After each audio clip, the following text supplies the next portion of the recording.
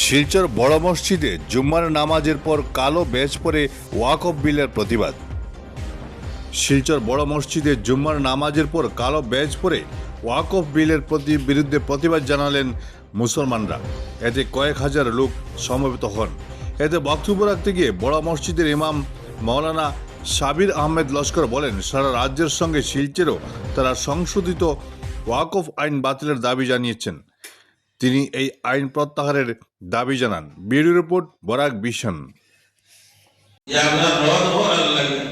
মুসলিম পার্সেন্টের লোকরে সব ভারতের মুসলমানরা বলছেন শুক্রবারে তুমি দেন খালা খাবো, একটা হাতের মধ্যে বা শরীরের মধ্যে একটা খালা কাপড় লাগাইয়া আপনারা দেখবেন দুধ প্রকাশন লাগে, খেয়াল করছেন।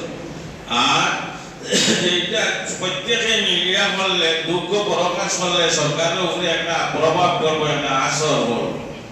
আর শিলচর থেকে বা বড় মসজিদ থেকে আপনারা যে সময় যেখানে আপনার ডাকানি হইব, আপনারা দয়া করে এটার আন্দোলন করেন জানি, কিন্তু আন্দোলন করতে গিয়ে আপনার নীরবতা পালন করেন জানি, কোনো অবদূরতা না, খেয়াল করছেন, বিশৃঙ্খলা করেন জানি, শান্তিভাবে আপনার এই আন্দোলনে আপনারা পালন করিয়া যায়, যাতে আল্লাহ আমরা হকের মধ্যে আপনার ফয়সলা